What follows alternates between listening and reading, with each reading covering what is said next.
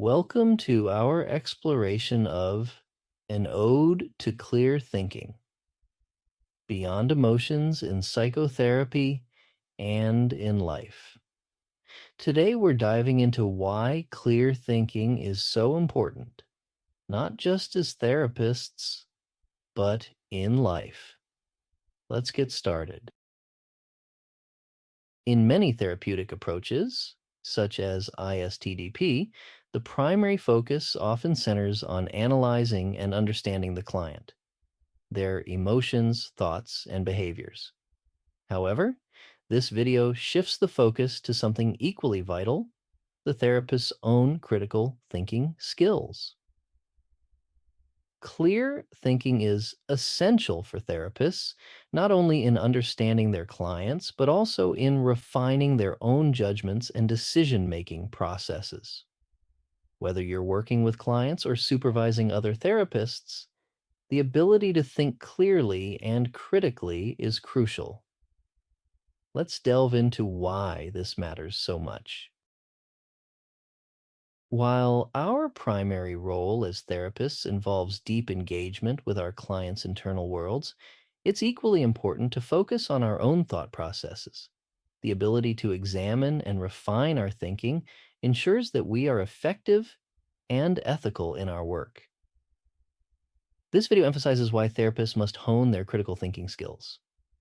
It's not just about understanding our clients, it's about ensuring that our decisions are grounded in clear, rational thought. Rational thought, however, should recognize its limits, leaving room for intuition and other forms of insight to inform our judgments.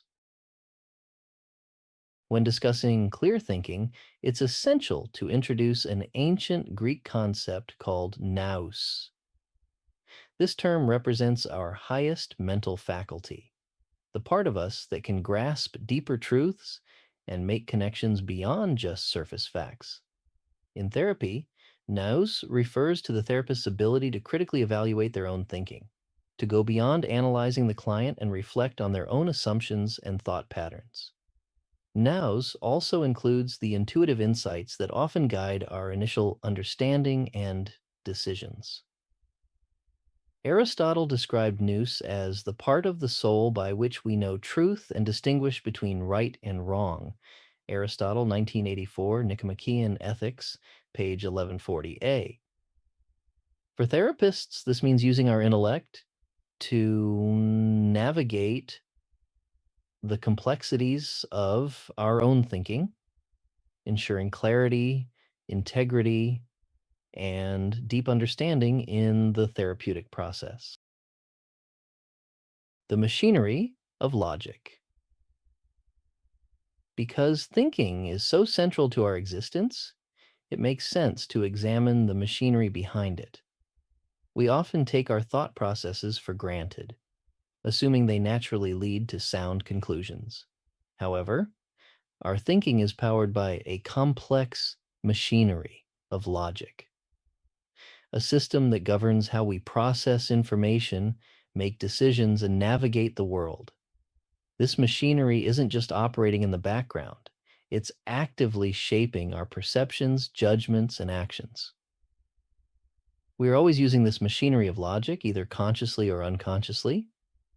For example, even when a person dismisses logic as unimportant, they are paradoxically using logic to arrive at that conclusion.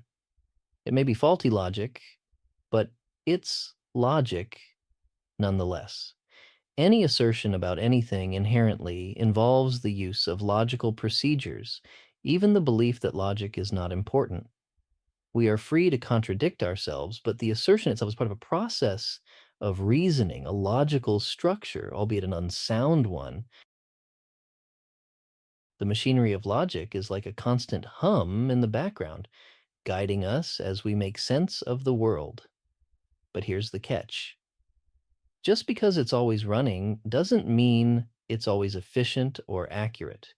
Remember the reference to the person using logic to dismiss logic. If we're not mindful, this machinery can lead us astray, causing us to overlook important details or make decisions based on flawed reasoning. By bringing it into our awareness, we can sharpen it, refine it, and make sure it's working in our favor rather than against us.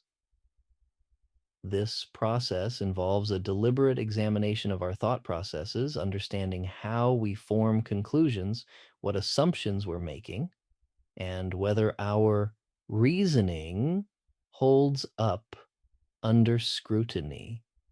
When we make this effort, we're not just improving our thinking, we're empowering ourselves to make better decisions, solve problems more effectively, and communicate more clearly. We become more aware of potential pitfalls in our reasoning, such as logical fallacies, cognitive biases, and emotional influences that can distort our thinking. By refining this machinery, we ensure our thought processes are not only logical, but also aligned with reality, allowing us to act with greater confidence and precision. In essence, examining the machinery of logic is about taking control of our thinking. It's about moving from a passive, automatic mode of thought to an active, conscious engagement with our own minds. This self awareness enables us to think more clearly, make wiser choices, and ultimately lead more intentional and fulfilling lives. For therapists, supervisors, or anyone striving for clarity, it's essential to continually tune this machinery because it powers every aspect of our existence. The role of intuition. And here's something important to reiterate. Clear thinking isn't just about logic and reason. Intuition plays a key role too. In fact, many of the starting points in our thinking come from intuition, not from logical inference. Let's take a moment to explore this idea further. Intuition can be described as an instinctive understanding that arises without the need for conscious reasoning or data driven analysis. It's that immediate gut feeling or inner sense something is true or right, even when we can't fully articulate the reasoning behind it. This intuitive knowledge often forms the basis of many of our beliefs and actions, serving as the foundation from which our logical reasoning begins. Think about it. We intuitively know that we exist. No one had to convince us of that through a logical argument. This self awareness is something we grasp naturally and without effort. Similarly, we know that others have minds like ours, that they think, feel, and experience the world just as we do. We trust that the sun will rise tomorrow, despite not having to calculate astronomical data each evening. We sense the passage of time. We feel it moving forward, and we instinctively understand that certain actions, like kindness, are inherently good, while cruelty is bad. These are not conclusions we arrive at through step by step reasoning.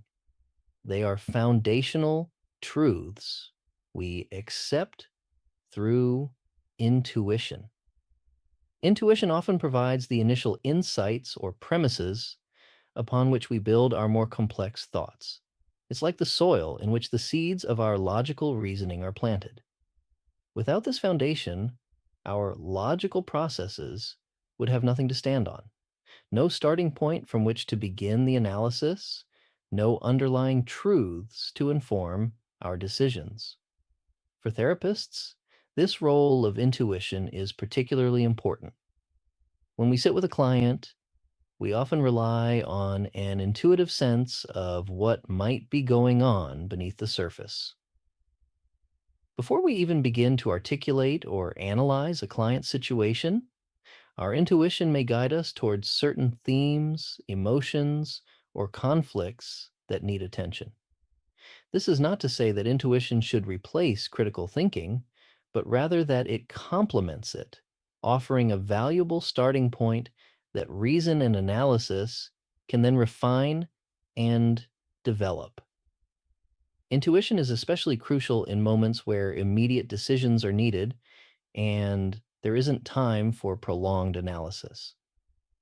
For example, in therapy, a sudden insight might tell us to shift the conversation in a certain direction, to ask a specific question, or to explore a particular memory or feeling. These intuitive nudges can often lead to breakthroughs that might not have been reached through logic alone. So while we place a strong emphasis on clear thinking and rational analysis, we must also recognize and respect the role of intuition in guiding our thoughts and decisions. It's a delicate balance, using our intuition as the compass that points us in the right direction, and our critical thinking as the map that helps us navigate the terrain more precisely. Supporting literature. The key to good decision making is not knowledge, it is understanding. We are swimming in the former, we are desperately lacking in the latter. Gladwell, 2005, page 264. Watch out for logical pitfalls. Even the best of us can fall into logical traps, those sneaky errors in reasoning that can derail our thinking and our therapeutic work. Let's look at a few of these pitfalls. Ad hominem, attacking the person instead of the argument. Straw man, misrepresenting someone's argument to make it easier to challenge. False dilemma, presenting two options as if they're the only possibilities. Over generalizing, making sweeping statements based on limited evidence, especially when we project our experiences onto clients or trainees. Circular reasoning, supporting a claim by merely restating it in different words without providing any actual evidence. Appeal to authority, using the opinion or position of an authority figure as evidence in an argument instead of relying on logical reasoning or evidence. In therapy, avoiding these pitfalls as much as possible and catching on when we have erred is key to maintaining a clear, unbiased perspective that truly serves the client's best interests. The same holds for our personal lives.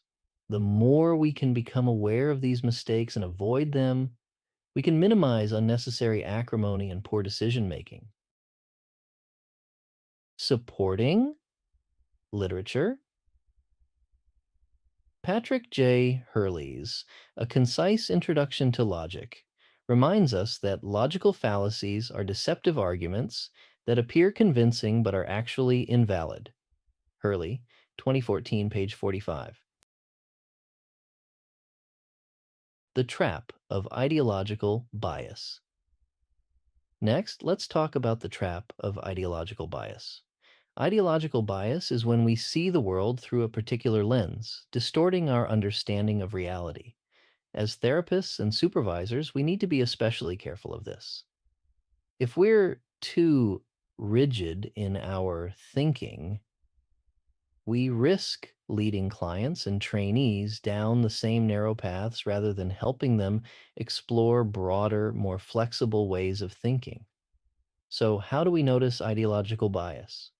Ideological bias occurs when an individual's thinking becomes rigidly aligned with a particular worldview, distorting their perception of reality. This bias can be insidious, as it often operates unconsciously, influencing the way we interpret information, interact with others, and make decisions. Detecting ideological bias requires vigilance and a willingness to critically examine one's own thought processes. One of the clearest signs of ideological bias is the reliance on a single interpretive frame or lens through which all information is filtered. When an individual relies exclusively on one perspective, they are likely to arrive at the same conclusions repeatedly, regardless of the complexity or nuance of the situation. This rigidity can lead to predictable and repetitive patterns of thought where new information is either forced to fit within the existing framework or dismissed outright if it doesn't align with the pre-established narrative. For instance, if a therapist consistently interprets every client's issue through the lens of a single psychological theory, whether it be Freudian, cognitive behavioral, or any other without considering other perspectives, they may miss crucial aspects of the client's experience. This narrow approach can result in oversimplified conclusions and interventions that do not fully address the client's needs. To detect ideological bias, it's important to ask oneself a few key questions. Recognizing these patterns is the first step toward mitigating ideological bias. It involves a commitment to intellectual humility, acknowledging that no single perspective holds all the answers, and that a more nuanced understanding often requires integrating multiple viewpoints. By actively seeking out and considering alternative viewpoints, therapists and others can avoid the pitfalls of ideological bias, leading to more balanced and effective decision making. Supporting literature. Jonathan Haidt, in The Righteous Mind, discusses how ideologies can serve as cognitive shortcuts that simplify the world, but also constrain our thinking. He writes, ideologies provide a lens through which we view the world, but when they become too rigid, they distort our perception. Haidt, 2012, page 103. Haidt's work underscores the importance of being aware of the limitations of any single interpretive framework and the need to remain open to diverse perspectives to achieve a fuller understanding of complex issues. In a clinical context, Kotler and Carlson, 2015, emphasize the importance of therapeutic flexibility, warning that when therapists cling too rigidly to one theoretical orientation, they risk imposing their own biases onto the client, potentially missing important elements of the client's experience. The Client Who Changed Me, page 47. This highlights the need for therapists to continuously reflect on and challenge their own biases, ensuring that their interventions are truly client-centered. Even skeptics need to be careful. Even those of us who pride ourselves on being skeptics, questioning everything can fall into the trap of skeptical overreach. This happens when we start doubting everything to the point where we're not thinking critically anymore. We're just being contrary. So, it's important to sometimes question your questioning. Ask yourself why you're skeptical. Are you genuinely seeking truth, or are you just pushing back against the norm without real reason? This kind of reflection helps keep our skepticism healthy and productive, whether you're working with clients or guiding trainees. Michael Shermer, in The Believing Brain, cautions that skeptics, like everyone else, are not immune to the influence of their own preconceived notions and biases. Shermer, 2011, page 182. At the end of the day, the strongest antidote against ideological bias and logical traps is intellectual humility. This means being willing to question our own beliefs, stay open to other viewpoints, and recognize that we don't have all the answers. That's right, psychology and psychotherapy are not exact sciences, no matter how sophisticated our conceptual structures may become. In therapy and supervision, this humility can help us connect more deeply with our clients and trainees, guiding them toward more nuanced, balanced perspectives. Keith Stanovich, in The Bias That Divides Us, stresses the importance of humility in thinking. Ideological bias is particularly insidious because it masquerades as moral certainty, 2021, page 67.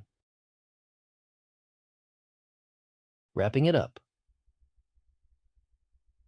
So, what does all this mean for us as psychotherapists and supervisors? Nous and critical thinking are our tools for guiding clients and trainees through the maze of their thoughts and emotions.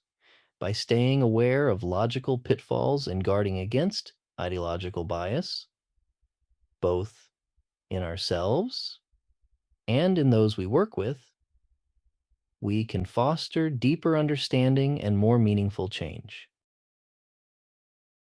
Thank you for watching. Remember, all the references mentioned will be listed in the description section of this video. Keep sharpening your clear thinking, and whether you're working directly with clients or teaching others, stay open-minded. Until next time, take care.